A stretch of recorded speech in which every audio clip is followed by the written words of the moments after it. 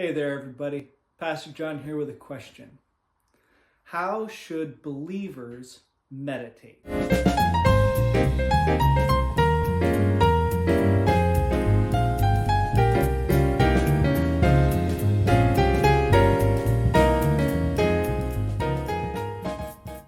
We're taking up the topic of meditation, how believers should meditate.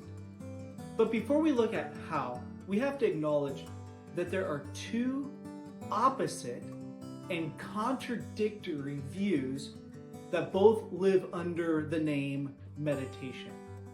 What I like to call mystical meditation and biblical meditation.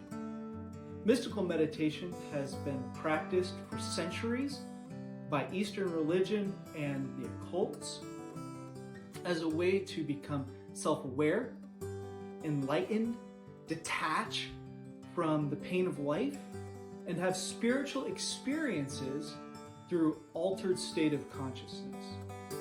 These practices have been developed as a way to clear or empty the mind of conscious thought so that they can reach down into deeper realities and spiritual understanding. These practices have become very popular in America and, disturbingly, in the American church. Sure, they've spruced it up a little bit and they've given some Christian-sounding names to these practices, calling it contemplative prayer instead of transcendental meditation, which it is. But the practices are purely pagan. Biblical meditation is something completely different, and I would even say antithetical. Biblical meditation is not the pursuit of emptying our minds of conscious thought, but rather of filling our minds with the right thoughts. Thomas Watts eloquently described the practice of Christian biblical meditation as the holy exercise of the mind, whereby we bring the truths of God to remembrance and do seriously ponder upon them and apply them to ourselves. Bringing God's truth to mind, mulling it over, thinking deeply about what it means, how it interplays with other truths of Scripture, and how that applies to my life. That is the business of meditation.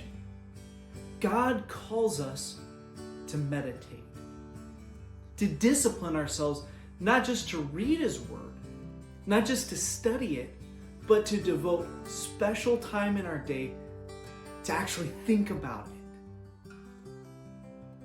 Perhaps an aspect of what we read in our quiet time, or a specific truth from a sermon or a Bible study.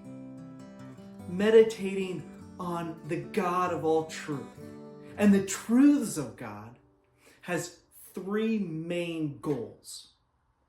The first is understanding.